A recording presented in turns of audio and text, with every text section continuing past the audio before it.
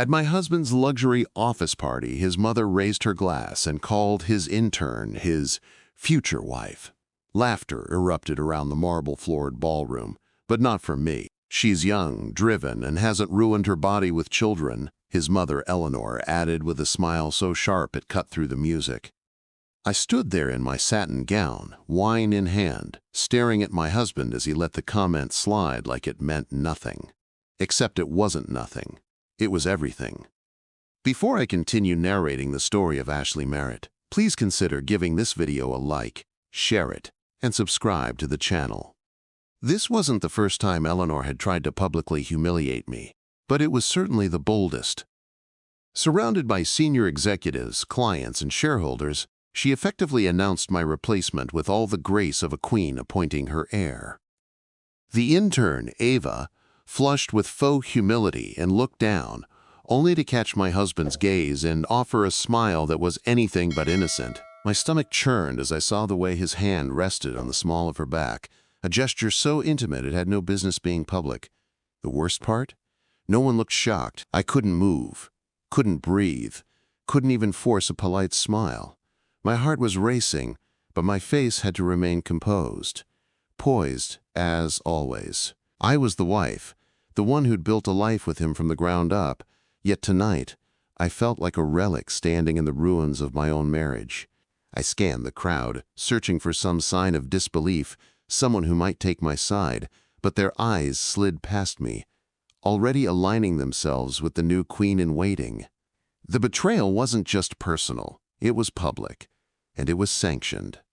As I watched Ava flutter from group to group, laughing in that high-pitched tone that masqueraded as charm, I mentally rewound the past few months.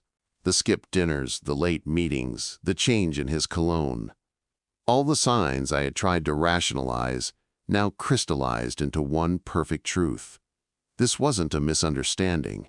This had been orchestrated, and Eleanor, ever the puppet master, had been pulling strings behind the scenes while I was too trusting, too naive to notice. It started small, as betrayals often do. A missed anniversary dinner, too much on my plate at work, a weekend business trip. You'd be bored, I'll be in meetings the whole time, but I started finding little things. A lipstick-stained coffee mug in his car's cup holder, a second phone charger in his overnight bag, a receipt for a dinner for two at a restaurant he swore he'd never even heard of. The puzzle pieces were scattered, but I hadn't yet assembled the full picture. Not until tonight. Ava had arrived at Langford & Company only 3 months ago, fresh out of her MBA program and radiating ambition. She was 24, maybe 25, with honey blonde hair and the kind of body you only keep if your metabolism hasn't realized you're an adult yet. At first, I didn't think much of her. Interns came and went. But Ava came and stayed. She lingered at every event, became a fixture at board meetings, and somehow always ended up seated beside my husband at formal functions. He brushed off my concerns. "You're being paranoid," he said once, in that condescending tone reserved for wives who dared to ask too many questions. "She's smart. I see potential in her." And maybe he did, just not the professional kind. I started noticing how his phone never left his hand, how his texts became guarded. Late at night, he'd turn to face the wall instead of me. The intimacy faded slowly, like a curtain drawing shut, and I convinced myself it was just stress. But stress doesn't wear red lipstick and giggle at your jokes like Ava did. The worst betrayal wasn't the affair. It was the conspiracy. The way Eleanor embraced Ava like the daughter she'd always wanted. The way she invited her to family brunches, subtly excluding me. "You're always so busy," she'd say with faux sympathy. "Ava's just so sweet. You know, she listens." The digs became routine.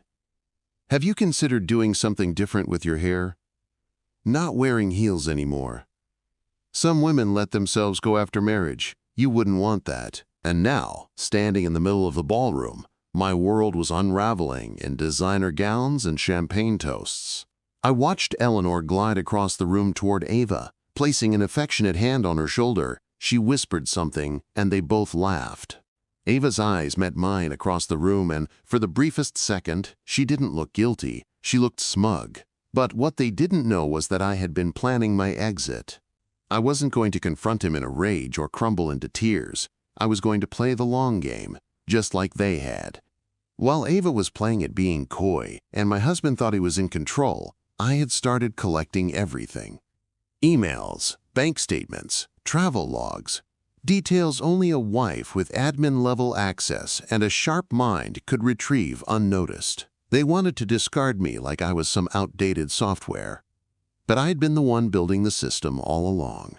I knew about the offshore account, the one my husband thought was untraceable. I'd watched the transfer amounts grow, trace them back to consulting fees that never existed, to vendors that were nothing more than P.O. boxes. He had no idea I knew about the shell company registered in Ava's name.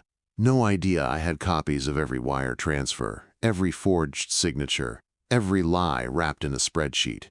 As the evening dragged on, the speeches began.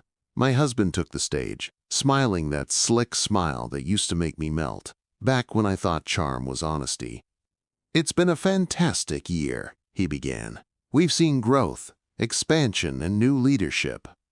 Ava clapped too early, drawing laughs. She stood out. She was meant to. Eleanor joined him on stage moments later. "Before we wrap the year, I want to acknowledge someone special," she said. "Someone who represents the future not just of this company, but of our family." The room grew quiet. My breath caught. Ava has been more than just an intern. She's been a light during a year of transition, a woman of grace, intelligence, and dedication. Ava's eyes shimmered as she blushed for the crowd. I tightened my grip on the wine glass. So this was it. The public coronation. The announcement they'd carefully choreographed while pretending everything was fine. But I wasn't going to stop it. Not yet. Let them bask in the glow of their lies a little longer. Because when the curtain dropped, it wouldn't just reveal betrayal. It would reveal everything. The applause that followed Eleanor's announcement was hesitant at first. Light claps from employees unsure whether they were witnessing a family moment or a professional one. But then, like sheep catching the scent of hierarchy, they followed along, rising to a crescendo of polite congratulations.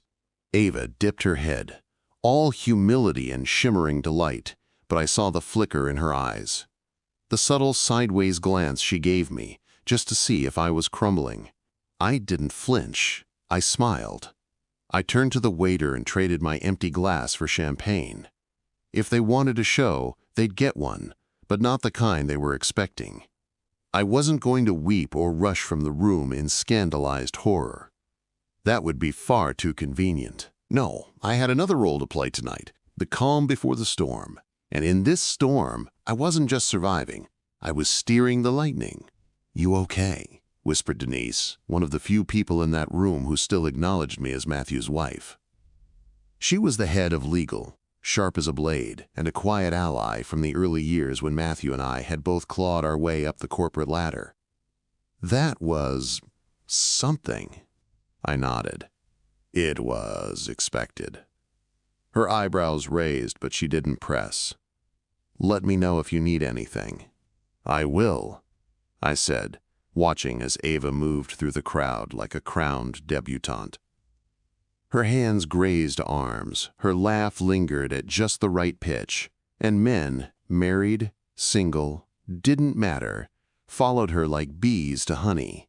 She had perfected the art of appearing both innocent and desirable, a siren cloaked in pastel silk. But behind that gloss was a girl who had made a dangerous mistake, thinking I was weak. I'd been watching her long before tonight. It wasn't hard. People underestimated wives. They assumed we were busy organizing charity events or redesigning living rooms. They didn't consider the access we had. Passwords, calendars, patterns. While Ava flounced around in cropped blazers and 4-inch heels, I'd quietly traced every move she made. My husband's calendar held more than meetings. It told stories. Stories of long lunches that didn't match receipts, of evening calls that weren't logged. My private PI, a quiet woman named Jo, who specialized in corporate espionage, had been worth every cent. She didn't follow Ava in the traditional sense. She followed her digital footprint, her Venmo, her fake Instagram, her visits to the apartment that was technically still under construction, paid for through a third-party consulting fund that traced directly back to Matthew's expense accounts. Joe had sent me a file the week before the party. 58 pages, neatly organized, showing that Ava wasn't just sleeping with my husband. She was funneling stolen company money into a joint account they thought was untraceable. They were planning an escape, a quiet relocation to a villa in Portugal, a soft exit strategy once Ava's contract conveniently expired in the new year. They'd even drafted resignation letters. What they didn't know was that I'd already met with Walter Raines, the CEO and founder of Langford & Company. He'd built the company from nothing and trusted very few people, but he trusted me. I had approached him carefully, showing him only enough to raise concern, enough to spark an internal audit without tipping anyone off. Walter was old school. He didn't believe in shouting, he believed in consequences. "I'll give you the floor when the moment's right," he'd told me.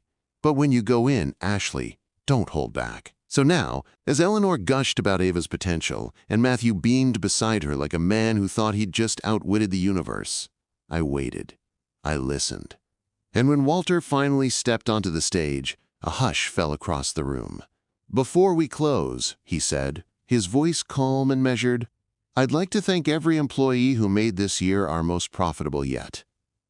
A wave of applause followed. We've had our challenges, of course.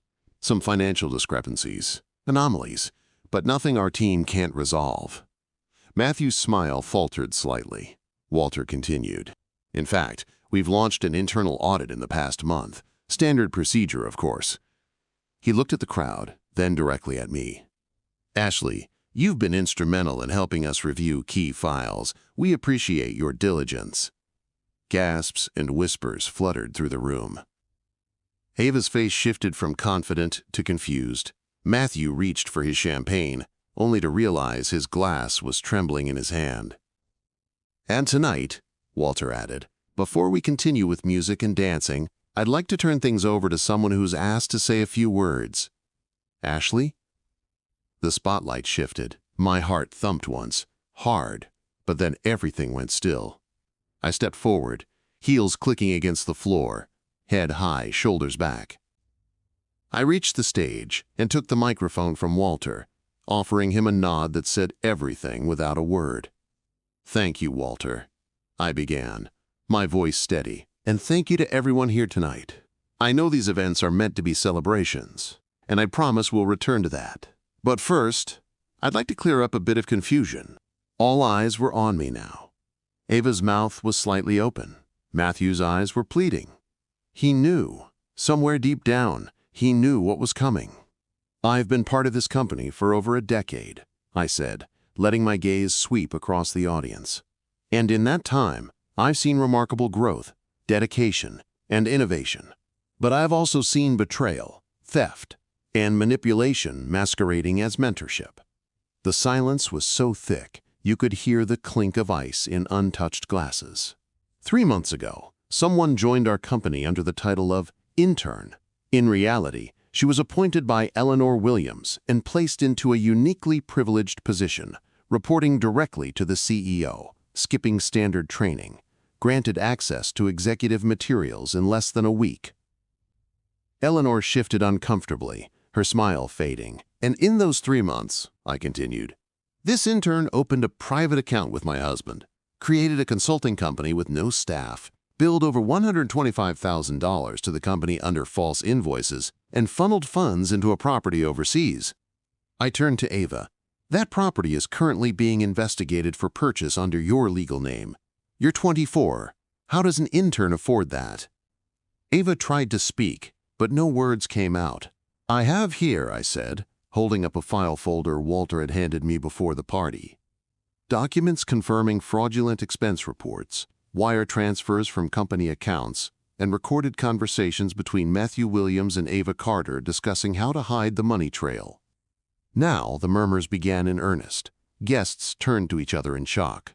Phones began flashing as people photographed the scene.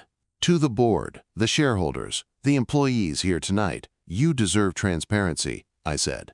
And that begins with holding those in power accountable. Matthew stepped forward, voice cracking. Ashley, this isn't the place. No, I cut him off. This is exactly the place. A few gasps scattered through the ballroom like firecrackers. No one dared breathe too loudly as I turned toward Matthew, the man I had once trusted more than anyone else in this world. You thought I wouldn't find out, I said, my voice calm even. You thought you could parade her in front of our colleagues, our friends, and your board, while hiding what you were really doing behind spreadsheets and fake shell invoices. He looked cornered, his face pale and damp with sweat. Ashley, let's talk about this privately.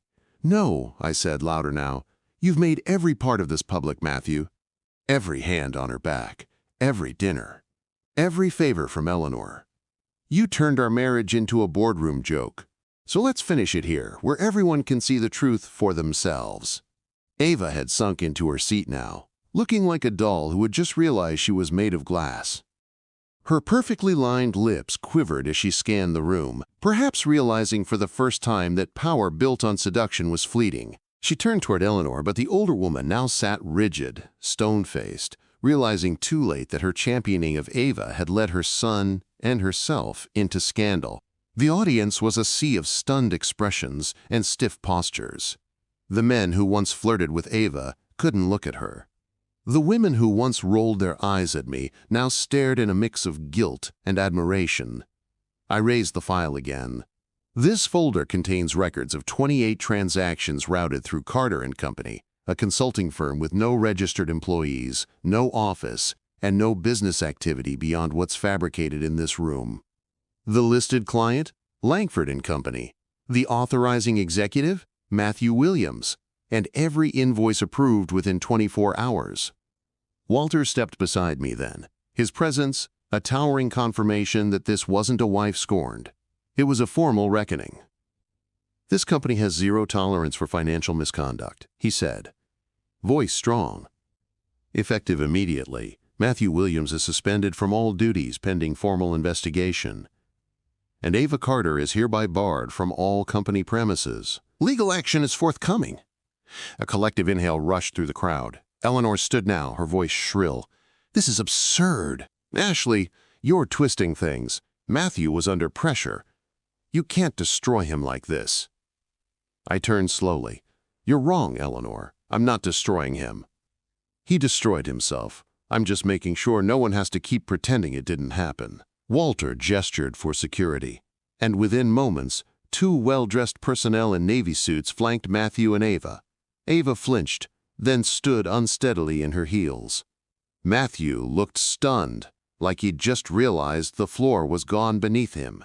He turned to me with a mixture of anger and disbelief. You were supposed to be the loyal wife, he spat, just loud enough for me to hear. I smiled. And you were supposed to be the honest husband. Guess we both surprised each other. Security escorted them quietly from the ballroom, and the moment the doors closed behind them, it was as if someone released a pressure valve. Conversations exploded in whispers. People leaned into one another, trying to process what they had just witnessed. I stepped back from the microphone and descended the stage with Walter close behind. Thank you, he said quietly, for your courage, for your precision, for choosing justice over vengeance. I didn't do this for justice, I replied, eyes still on the ballroom doors. I did it because I was done letting him write the story. The rest of the night passed in a surreal haze. Guests came forward with cautious compliments, sheepish apologies. Some even whispered confessions of suspicion they had ignored. My reputation, once quietly buried beneath Eleanor's disapproval and Matthew's shadow, was now solidified in stone. I wasn't just the wife.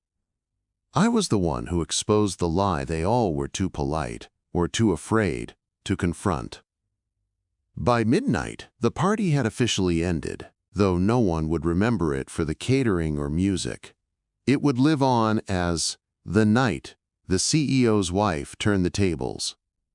A few colleagues lingered in the hotel lobby as I retrieved my coat. My phone buzzed with messages, sympathy, admiration, even a few questions from journalists. I ignored them all. When I arrived home, the house was eerily quiet. It still smelled faintly of cedarwood and spice from the diffuser I had set before leaving. I walked through the rooms like a visitor, noting every sign of a life that was no longer mine.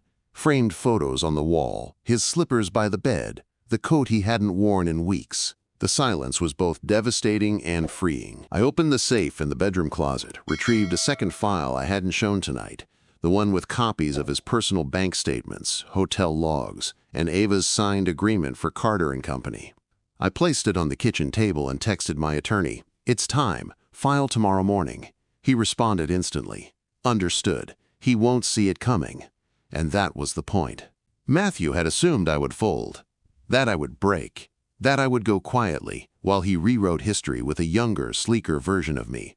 But he had underestimated what it means to betray a woman who knows how to weaponize the truth. By morning, the news had broken. Langford CEO under investigation for fraud. CFO's wife exposes intern scheme at holiday gala.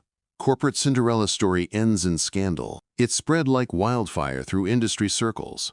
Investors pulled back. Board members demanded explanations. And Ava's social media, once a curated shrine of coffee art and luxury poses, had been wiped clean.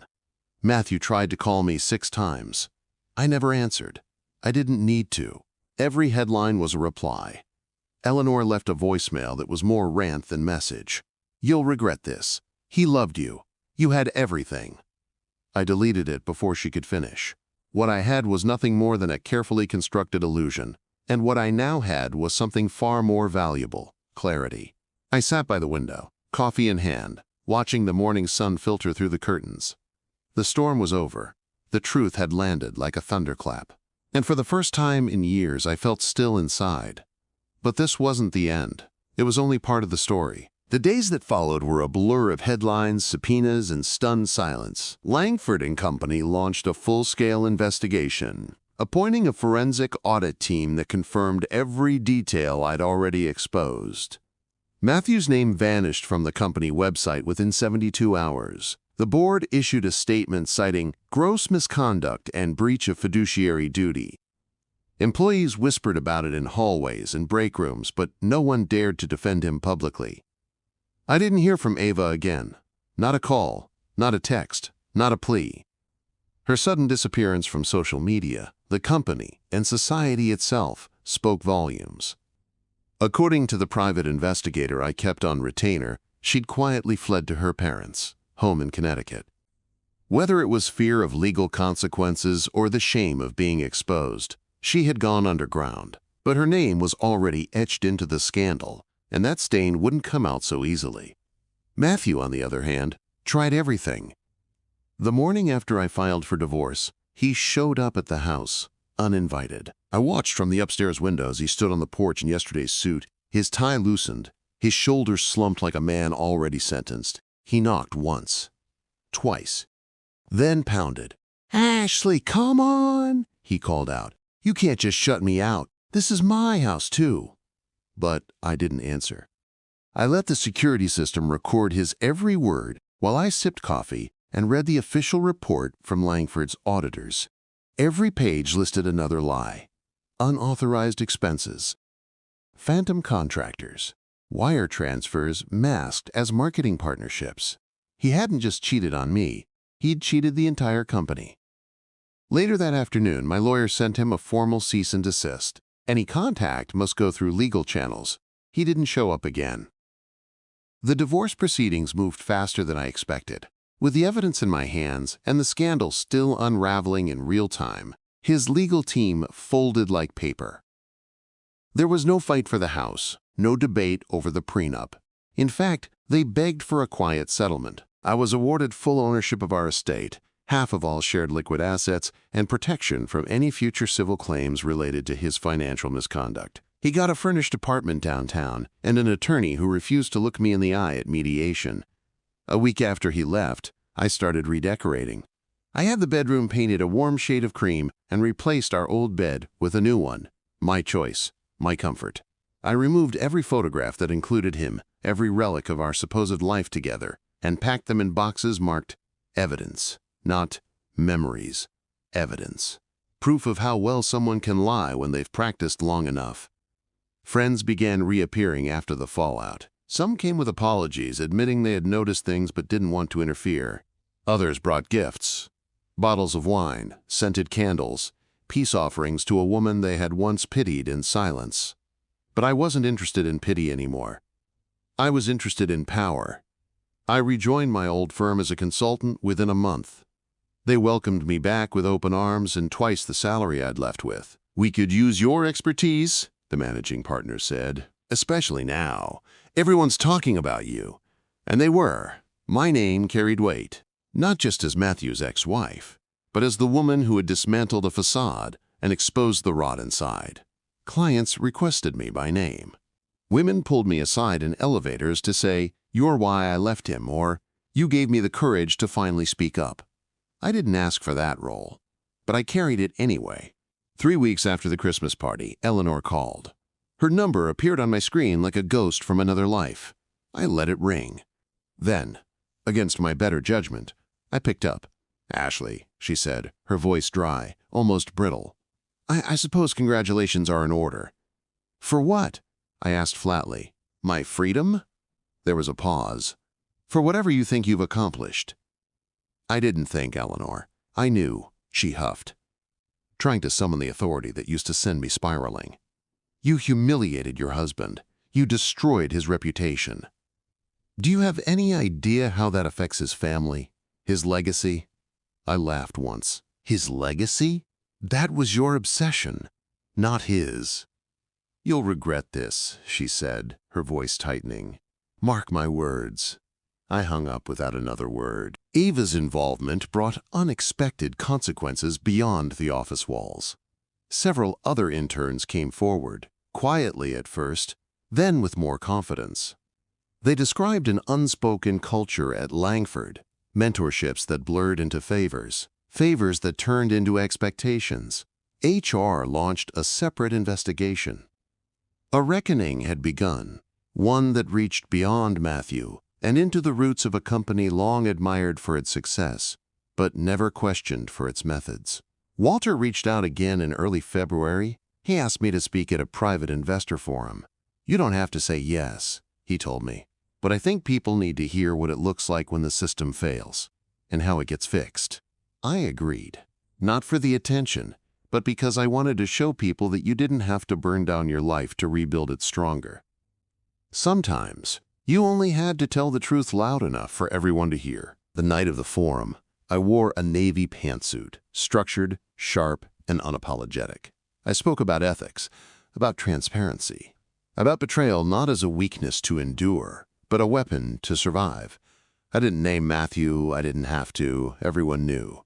The applause that followed wasn't thunderous, but it was steady, earnest, from people who understood the price of silence and the power of speaking up. Afterward, Walter pulled me aside. "Have you ever considered starting your own firm?" he asked. I blinked. "Me? You've got the mind, the spine, the name now." I smiled, for real this time. Maybe it's time. Because this story didn't end at a Christmas party or a courtroom. It didn't end with Matthew's disgrace or Ava's disappearance. It ended the moment I stopped asking for the truth and started revealing it. I launched the firm in March, 2 months to the day after the scandal broke. It started small, with a single office and a glass door that bore my name in gold, Ashley Merritt Consulting, no longer Williams. I dropped the name like a rusted chain. Legally and symbolically, it belonged to a man who forged his identity with stolen numbers and empty promises. I was no longer interested in carrying that weight. Word spread quickly. Within weeks, I had 3 clients, all mid-sized companies dealing with internal crises they couldn't untangle on their own. They didn't hire me for sympathy. They hired me for strategy, for the woman who had turned a luxury ballroom into a courtroom and brought down a CEO in stilettos. I didn't flaunt it. I didn't need to. Reputation does its own marketing. Walter became my first official mentor. He gave me access to his network, shared his hard-earned lessons, and opened doors I hadn't even known existed. "You've already proven you can see through the gloss," he told me during one of our meetings. "Now show them you can build something cleaner." By May, I'd hired 2 staffers. Chloe, a sharp forensic accountant in her 30s with a background in whistleblower audits, and Nadine, a former compliance officer with a memory like a steel trap. We shared an unspoken understanding of betrayal and the systems that enable it. We didn't just advise, we investigated, we prevented, we protected. I was thriving, but the residue of what Matthew had done hadn't fully disappeared. He hadn't gone to prison, yet. The DA's office was building a case, but corporate white-collar crimes take time to unravel legally, no matter how damning the paper trail. He was still under investigation, still under scrutiny. But his power was gone. His name no longer opened doors. His contacts had all vanished. Even Eleanor, who had once paraded him like a trophy, had gone silent. From what I heard through mutual acquaintances, she'd withdrawn from her charities and sold her downtown condo. She'd lost face, and in her world that was a fate worse than financial ruin. And then, in late June, came the letter. It arrived by courier, hand-delivered to my office by a trembling assistant who looked as if she were carrying a bomb. "It's from him," she whispered. I took it without a word. The envelope was cream, heavy, with my name printed in elegant script across the front. Not Mrs. Williams, just Ashley. I waited until everyone had left for the evening. Then I closed my office door, poured a glass of wine, and opened it. "Ashley, oh, I know you have no reason to read this. No reason to believe anything I say. But I need you to hear me, even if it's too late. I ruined everything. I know that now. I know the way I looked at her, at Ava, was disgusting. I know I let my ambition devour every part of the man I used to be. What started as a game became an addiction. Not to her, not really. To the feeling of being important, of being admired. I wanted to matter in ways I didn't feel I did anymore. And I blamed you for that. For making me feel small. For making me face the truth about myself. You never stopped believing in me, and I spit in the face of that belief. I don't expect forgiveness. I wouldn't know what to do with it if you gave it. But I want you to know that you were always the smartest person in the room. And I see that now. I see everything now. I've lost my job, my home, my name.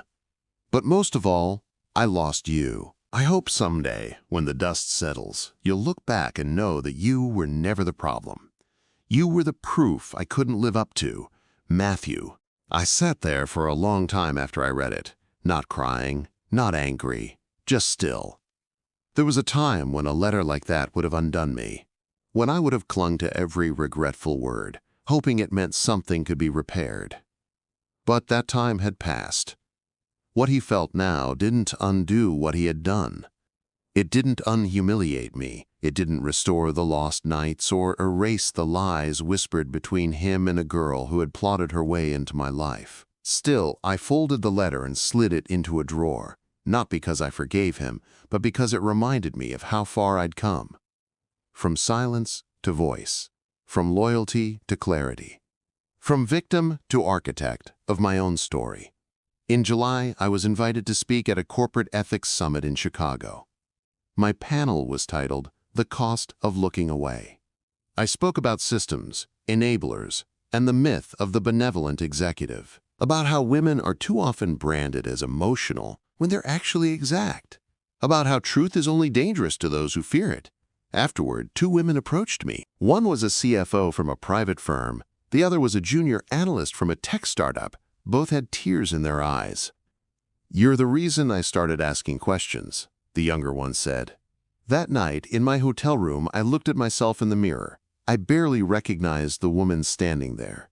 Not because I looked different, but because for the first time in years I saw no trace of fear in my eyes. No need to apologize for taking up space. I had thought the hardest part would be letting go of Matthew. It wasn't. The hardest part was letting go of who I thought I had to be to stay married to him. By August, my firm had grown to 5 employees and a waitlist of clients. We worked with companies trying to clean house and rebuild their cultures. We offered something more valuable than reassurance. We offered truth. I never saw Ava again, but someone forwarded me a post from a private women's forum. It was from an anonymous user who described being, quote, as bait by a powerful family to distract and dismantle a woman they feared. The post ended with a single line. She was the fire they thought they could contain, but she burned everything down and walked out alive. I didn't comment, I didn't respond. But I saved it, because they were right. September arrived with a quietness I hadn't felt in years. For the first time in a long while, I wasn't anticipating disaster. I wasn't monitoring Matthew's behavior, decoding his lies, or scanning rooms for silent judgments. The world hadn't returned to normal, because normal had never really existed, but it had finally settled. The scandal no longer defined me. It had introduced me, sure.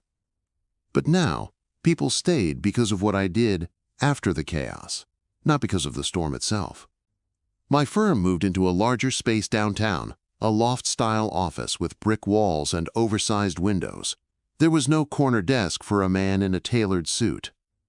No portraits of founders or patriarchs or Ivy League legacies on the walls. Just clean lines, fresh flowers, and framed quotes from women who'd built empires with nothing but grit and refusal. Clients came in nervous, often embarrassed, but they left feeling empowered. That was the difference. I wasn't there to judge them. I was there to show them what to do when the truth made everything fall apart. One afternoon, Nadine buzzed me. "You've got a visitor," she said. "No appointment. Who is it?" She paused. "Eleanor Williams." I froze. For a moment, the name didn't compute. I hadn't spoken to her since that bitter phone call months ago. I assumed she had returned to her country clubs and curated charity events, far away from the mess she helped create. But now she was here. "Send her in," I said. When Eleanor stepped into my office, I almost didn't recognize her. Gone was the perfectly coiffed matriarch in pearls and posture. She looked smaller, older. Her tailored coat hung loosely from her shoulders. Her hair, once immaculately set, was now pulled into a low, undecorated bun. She carried no purse, no air of command, just herself.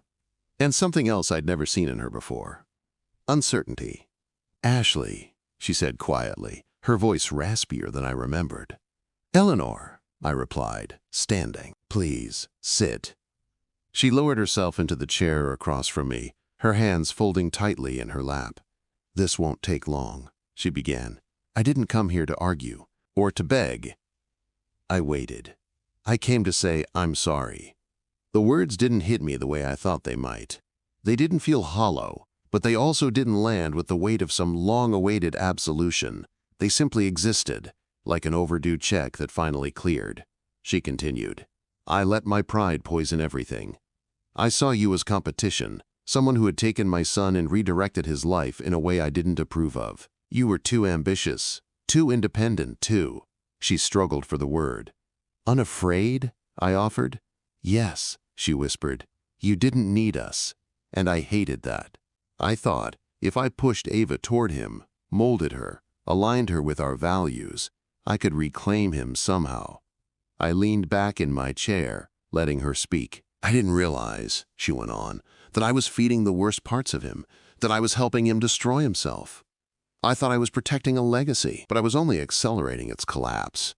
There was a long pause. "I don't expect forgiveness," she said finally, "but I do want to say that what you did that night at the party, it was the bravest thing I've ever seen." I studied her. "Why now?" "Because," she said, voice cracking, "I'm tired of pretending I wasn't part of it. I watched you be humiliated. I watched my son throw away everything, and I told myself you were to blame. But I know now. You were the only one telling the truth." I nodded slowly.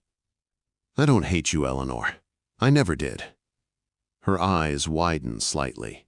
"But I won't let you rewrite what happened. You tried to replace me. You celebrated my humiliation. And you empowered a woman you barely knew because she was young and quiet and easy to mold. And look where that got you." She nodded. "I know." Another silence stretched between us, but this time it didn't feel hostile. It felt like something closing. "I hope you find peace," I said. Eleanor stood. "I hope you stay powerful." After she left, I sat in my office, staring out the window for a long time. The city moved beneath me, unaware of the moment that had just passed. A chapter had closed. Not with rage, not with vindication, but with acknowledgement. And sometimes, that's the best you can hope for. By October, The DA's office had officially filed charges against Matthew. Wire fraud, embezzlement, falsifying corporate records. The arraignment was closed to the public, but word spread quickly. He pled not guilty. Of course he did. But the evidence was overwhelming, and everyone in the industry knew it. His name was now a cautionary tale in business ethics courses, an example of hubris, of arrogance, of what happens when you forget that truth always wins. Eventually, Sandra, my junior consultant, walked into my office one morning holding a newspaper. "They're calling him the fall of Langford's golden son," she said, shaking her head. "He always looked so polished. Rot looks shiny until the shell cracks," I replied. She smiled. "You're going to quote that in a book someday." I hadn't thought about writing a book. But maybe I would. Not about Matthew. Not about the scandal. But about what happens after. About the power of recovery. The strategy of survival. The difference between vengeance and justice. Because if there's one thing I'd learned, it's this. The world is always watching how women recover from being broken. But they rarely expect us to build empires with the shards. On the anniversary of the party, Walter sent me a bottle of vintage wine and a single card. "1 year ago, you changed everything. Thank you for not staying quiet. W." I poured a glass and sat on my balcony, the city lights twinkling below me. I thought about that night, the speeches, the betrayal, the revelation. I thought about the way Matthew had looked at Ava like she was his salvation, and how in the end, neither of them could save themselves. But I had. And I wasn't done yet. By November, my firm had outgrown its original mission. What started as a consulting agency for crisis management had evolved into a full-service strategy firm for companies determined to build cultures of accountability. We weren't just cleaning messes anymore. We were preventing them. Startups sought us out before launching, asking for policy frameworks. Legacy firms asked us to audit their leadership teams. I had become something I never imagined, a gatekeeper of trust in an industry that had stopped believing in integrity. Our new office overlooked the river with glass walls and quiet corners designed for thought and war rooms alike. Chloe managed our financial analytics department, vetting every suspicious transaction like a forensic surgeon. Nadine spearheaded ethics workshops. We had grown from 3 to 12 employees, each one vetted not just for their skills but for their values. I built my team the way I wish Langford and Company had built theirs, with transparency, not optics. But even as I moved forward, the past found ways to haunt me in flickers. One afternoon, while reviewing onboarding paperwork with a new client, I saw a name I hadn't read in months, Ava Carter. It was listed on a competitor's internal audit report we were reviewing. She'd applied for a junior analyst role under a slightly altered name, A. M. Carter, and was flagged by their HR software. The system hadn't picked up the scandal, but I did, because I knew every alias she had ever used in her brief, manipulative rise. "Should we say something?" Chloe asked when I flagged the page. "No," I said, closing the file slowly. "Let them run their own vetting process. If they do their due diligence, they'll find her. If they don't, well, that's the cost of ignoring red flags." I didn't need to chase Ava anymore. She wasn't a threat. Not to me. Not to my work. She'd already been exposed. And even if she landed another job, she'd never be trusted the way she once was. Her future was one of shallow contracts and sidelong glances. No true power. No real foundation. Just borrowed time and borrowed rooms. Matthew, on the other hand, couldn't escape the weight of consequences. The formal charges were now public. 5 counts of corporate fraud, 2 of embezzlement, and 1 count of tax evasion. The IRS had opened a separate investigation after inconsistencies in his filings were cross-referenced with our initial evidence. The house of cards hadn't just fallen. It had collapsed into a pit of legal ruin. His attorney reached out to my legal team in early December. They wanted to negotiate a statement, one that would publicly acknowledge my role in uncovering the fraud while minimizing Matthew's personal liability. In exchange, he'd agree not to contest the divorce settlement further. The request made me laugh. The time for negotiation had long passed. He wasn't asking for peace. He was asking for image control. My response was brief. There will be no joint statement. The truth is not a compromise. A week later, a journalist from a major finance publication reached out. She was doing a feature on women who'd exposed corporate corruption and wanted to include my story. At first, I hesitated. I didn't want to become a symbol. I didn't want to be known forever as the woman who caught her husband sleeping with an intern and laundering money through the office budget. But then I remembered all the women who'd reached out after my ethics summit talk, the ones who said my story gave them permission to stop doubting their instincts, to stop protecting the men who'd harmed them under the guise of professionalism or love. So I agreed, on one condition. I won't talk about Matthew, I told the journalist. I'll talk about the system that enabled him, about how silence becomes currency in corporate spaces, about what happens when loyalty becomes a muzzle.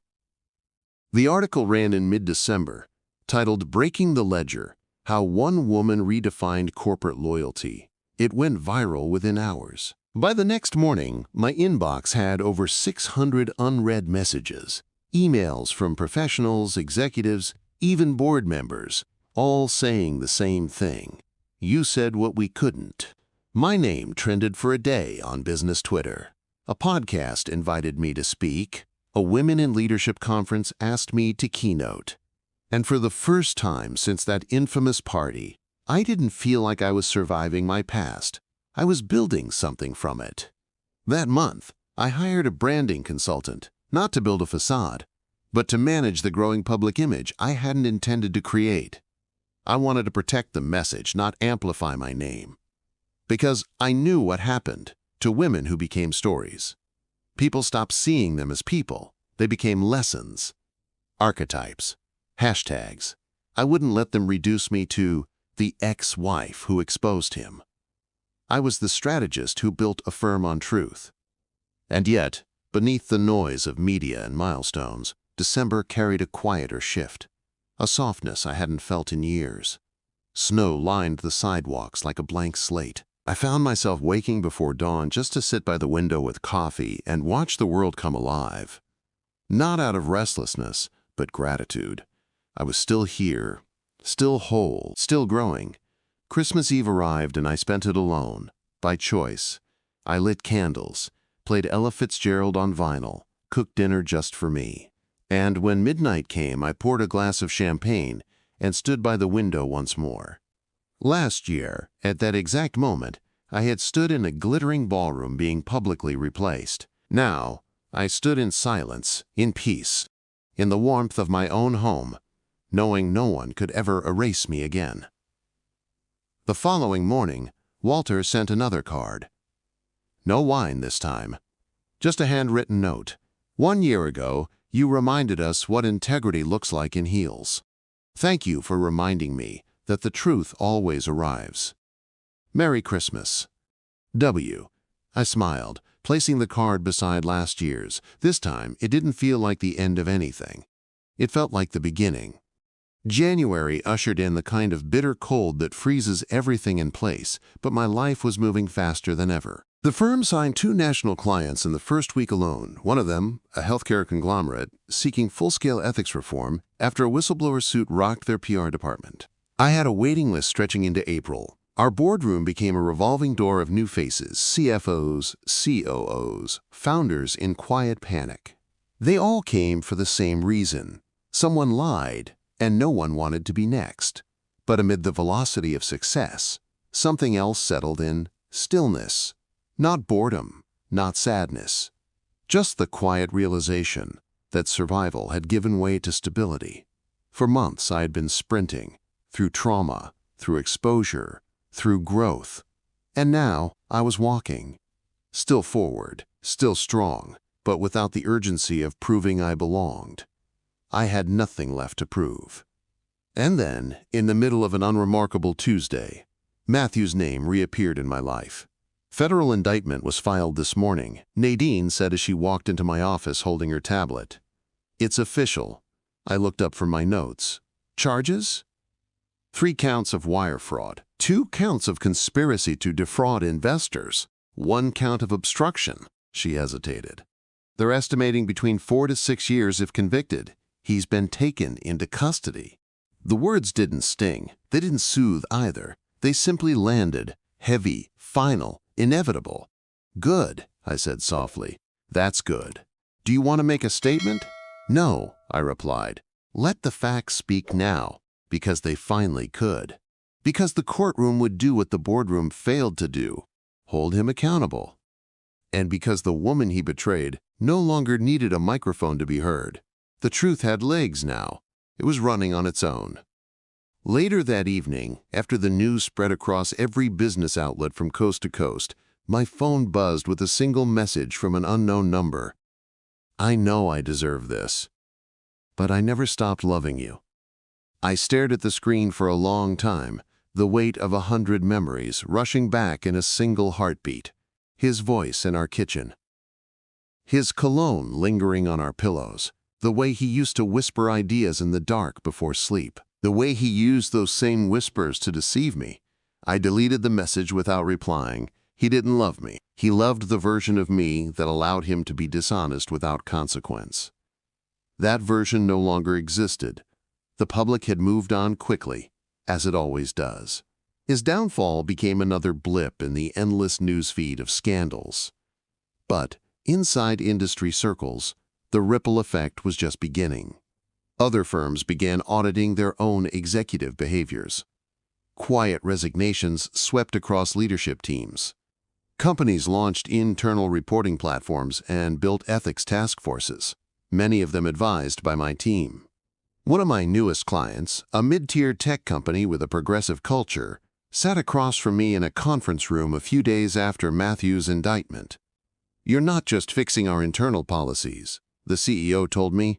You're fixing our shame, showing us how to rebuild trust from the inside. I nodded slowly. Trust doesn't rebuild in silence. It rebuilds through transparency, through naming what's broken. She smiled. That's why we brought you in. Because you named it, and you didn't flinch. It was the highest compliment I could have received. By late February, an unexpected invitation arrived. An anonymous nomination had placed me on the shortlist for a national award recognizing ethical leadership in corporate innovation. I laughed when I first read the email. Me, a woman who, a year ago, had been standing alone in a ballroom watching her life unravel, but the criteria fit. Someone who had used personal adversity to instigate meaningful change across an industry. Someone who didn't just call out misconduct, but built systems to prevent it from recurring. I accepted the nomination. The ceremony was scheduled for April. I didn't prepare a speech. I figured if by then I was asked to speak, I'd know what to say. In the meantime, I continued living the life I'd reclaimed. I visited my sister in Oregon, spent time hiking trails that smelled like cedar and rain. I reconnected with friends I hadn't seen since college, the kind of women who text you at midnight just to say, they miss your laugh. I began volunteering with a foundation that supported professional women recovering from abusive work environments, not as a public face, but as a mentor. I sat in rooms and listened to women tell their stories, some with tears, some with rage, and all I could think was how many of us had been taught to stay silent to preserve someone else's legacy. And then, slowly, something changed in me. I stopped dreaming about the moment Matthew was exposed. I started dreaming about what I would build next. March rolled in with unseasonably warm weather, and one Sunday afternoon I found myself sitting outside a cafe near the water, sipping coffee with a man I'd met through a mutual friend. His name was Ben. He was a creative director for a nonprofit and had a calmness about him that felt earned. He didn't ask about Matthew. He didn't ask about the scandal. He asked about books, about strategy, about the best coffee in the city. After the third time we met, he said something that stuck. You have this way of talking, he said, like you've already walked through fire, and you're still deciding whether to light your next one. I smiled. That's one way to describe surviving corporate warfare. No, he said. That's not survival. That's evolution. I didn't know what would come of Ben, and I wasn't in a hurry to define it. But for the first time, I felt something new, openness. Not to being saved, not to being rescued, but to being seen again, without apology, without armor. At the end of March, I got a call from a familiar number. "Walter, we'd like you to join the Langford board," he said plainly, "as a partner in our ethics and strategy division. Not symbolic, not decorative, full voting rights, full voice." I blinked. Me? On the board of the company that tried to erase me? "That's exactly why," he said. "Because you refuse to be erased. And because we need people who understand the cost of silence better than anyone else." I didn't answer right away. I took a walk through the park near my apartment. Watched a kid chase a kite in the breeze. Watched an old couple share a bench without speaking. Life kept happening, even in the aftermath. By the time I returned home, I knew my answer. "Yes," I told Walter, "but only if we build something real this time." "No other way," he replied. "Because this wasn't about revenge anymore. It was about legacy. Mine." April arrived with a sense of anticipation humming beneath everything. A year ago, I had been preparing for a party that would implode my marriage. Now, I was preparing for a ceremony that would recognize the woman who rose from the rubble. The irony wasn't lost on me. I'd gone from +1 to headliner, from being silenced in the background to becoming the voice others waited to hear. And somehow, in reclaiming my story, I had also rewritten the narrative of what it meant to be betrayed and unbroken. The awards gala was hosted at a historic venue in New York, all black marble and golden sconces. I wore a sleek midnight blue gown, no sequins, no embellishment. I didn't need to shine artificially. I had already done that with truth. As I stepped onto the red carpet and saw the wall of cameras ahead, I took a deep breath, not to calm myself, but to remind every muscle in my body that I wasn't here to impress. I was here because I earned this. When they called my name as the winner of the Ethical Impact Innovator Award, the applause was sincere, not performative.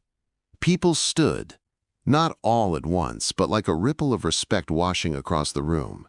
As I walked to the stage, I could see Walter in the audience, nodding with a faint smile. Chloe was beside him, clapping harder than anyone.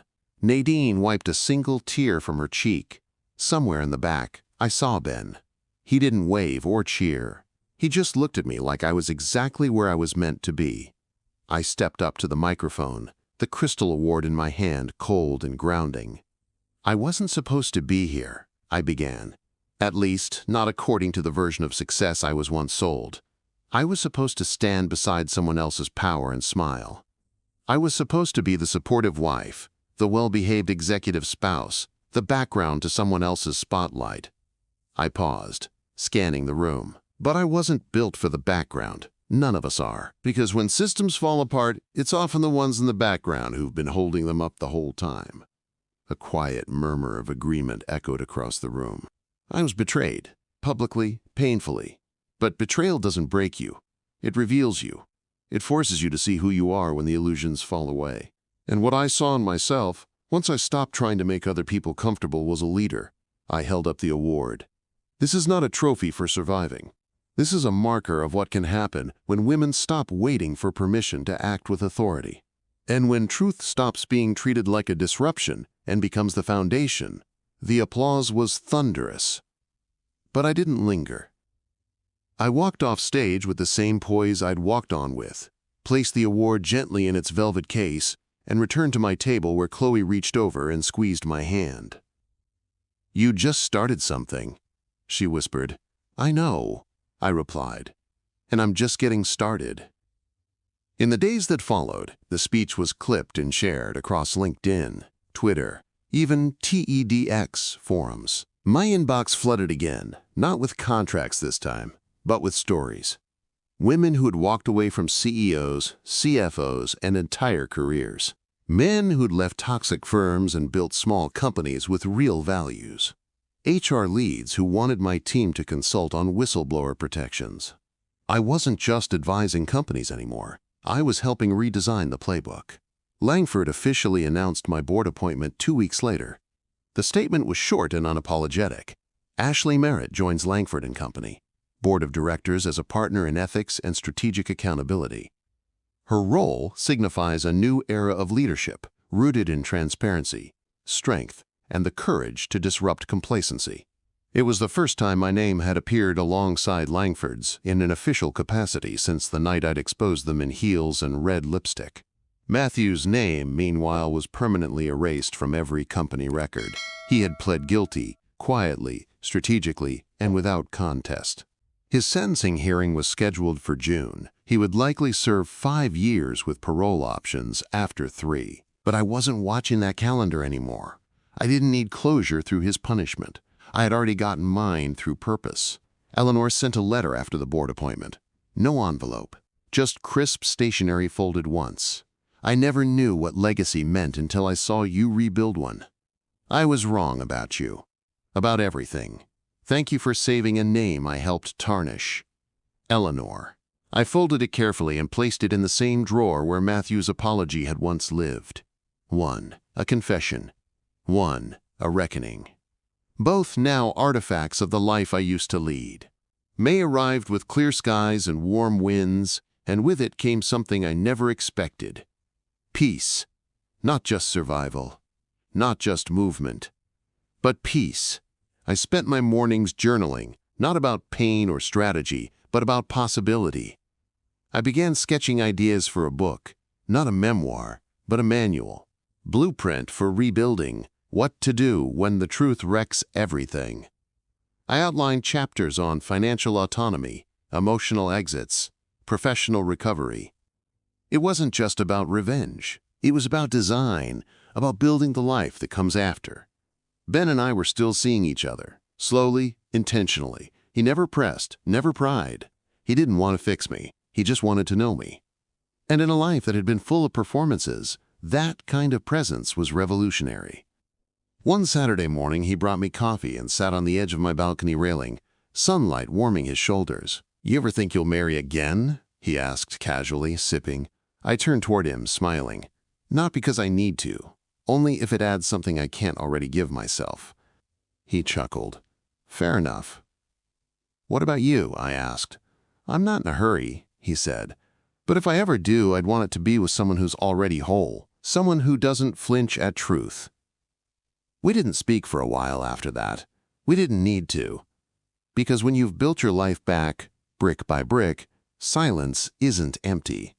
It's earned. By the end of May, the firm had signed its 20th client, expanded to 2 more cities, and was featured in a national article titled, "The Women Rebuilding Corporate Trust." I wasn't the only one anymore. Others had followed. Women from different industries, different coasts, different stories, all with one thing in common: we'd refused to disappear. This wasn't a comeback. It was a takeover. June arrived with a heat wave and the official sentencing of Matthew Williams. The courtroom was packed, but I didn't attend. Not because I wasn't invited. My presence had been formally requested as the victim in the fraud charges, but because I no longer needed to witness the fall. I had already seen it unfold in real time, first in the ballroom, then in boardrooms, then in headlines. What more could a judge's gavel give me that I hadn't already claimed for myself? Instead, I spent the day in a strategy session with my team, mapping out the launch of our second office on the West Coast. At lunch, I walked along the river and ate a sandwich on a park bench under the sun. When Nadine texted me the update, 5 years, federal prison, parole eligible after 3, I just nodded to myself. Then I tucked the phone away and returned to the office. Matthew's consequences belonged to him. I had other things to build. By the end of that week, my firm had officially hired its 20th employee and signed a long-term consulting deal with a Fortune 100 company. We were becoming the gold standard for internal integrity systems, requested by name at industry summits, referenced in keynote speeches. Clients came to us not just when things went wrong, but when they wanted to ensure things wouldn't. We weren't a crisis firm anymore. We were a future firm. One evening, as I stood looking out at the city from my office window, everything golden and alive beneath the setting sun, Ben walked in holding 2 takeout bags. "Brought Thai," he said, holding one up like a trophy. "From that place with the spicy curry that nearly killed me last time." I laughed. You trying to impress me with your pain tolerance again? He grinned. A little. We sat on the floor and ate from the containers like teenagers. No tablecloths, no ceremony. Just comfort and clarity. After dinner, as we leaned against the glass, he turned to me. You've built something extraordinary, he said. Not just here, inside you. I didn't respond right away, but I reached over and took his hand. You know, I said softly, I used to think my life ended in that ballroom. He nodded. And now?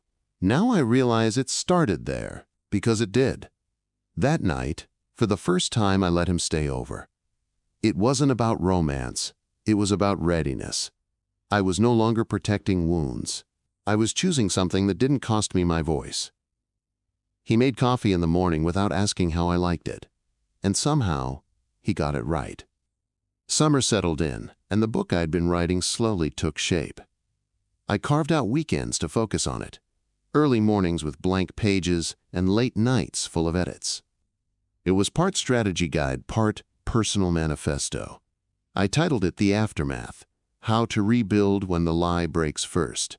When I finished the first draft, I cried. Not because I was sad, but because I never thought I'd get to a place where telling the story didn't reopen the wound. Now, it felt like closing a door gently and walking forward. In July, Langford hosted its annual leadership retreat, the same event that, a year and a half prior, I'd been uninvited from without explanation. This time, I was on the panel. My topic? Reputation recovery, from collapse to credibility. I stood on that stage in a white blazer and tailored trousers, hair pinned back, voice steady. I spoke about accountability, about rebuilding from betrayal, about the systems we enable when we protect the powerful at the expense of the honest. And then, at the end, I said what I'd never said publicly. My husband didn't ruin my life. He revealed it. The room went quiet. Because in that revelation, I found the cracks in my silence. And in filling those cracks, I built something no one can take from me now. The standing ovation wasn't loud. It was reverent. When I stepped down from the stage, Walter hugged me. You just rewrote the standard, he whispered. But I had already known that. In August, my book was accepted by a major publisher with a release date slated for the following spring. Pre-orders exceeded projections in the first week. I hired a publicist. Not because I wanted fame, but because I wanted the message to reach the people still stuck in rooms where they were made to feel small. Meanwhile, Ava Carter resurfaced online. New name, new city, new profile photo. But the digital world remembers. And no matter how many filters she applied, she couldn't change the algorithm. She was never my competition. She was a footnote. And I was the author now. Ben and I took a vacation together in September. Paris. 3 days in the city. No phones, no clients, just long walks, fresh bread, and endless conversation. One night on the Pont Alexandre III bridge, as the Seine glistened under the moonlight, he looked at me with a quiet intensity. Do you ever miss him? He asked. I didn't need to ask who. No, I said. I miss who I thought he was. But the version I built in my head was based on who I hoped he could be, not who he actually was. Ben nodded. It takes strength to admit that. It takes more to stop apologizing for leaving the fantasy. We kissed under the lights, and I felt nothing haunted in it, only truth. Fall returned, and with it came the 1-year anniversary of my firm's launch. We held a private celebration. No press releases. Just us. The team. The people who had stood beside me when I had nothing but a story and a fire in my chest. We toasted with champagne and late-night laughter. Nadine gave a toast. To Ashley, she said, raising her glass, who proved you don't need to burn bridges when you're building empires. Everyone cheered. And I, me, the woman who once stood frozen at her own undoing, smiled without flinching. Because I was no longer recovering. I was risen. The girl who'd once been replaced at a ballroom party had become the woman who rewrote the rulebook. Not quietly, not politely, but powerfully and permanently. Thank you for listening to Ashley's story. If you're yet to subscribe, please consider doing so before watching another story on the channel.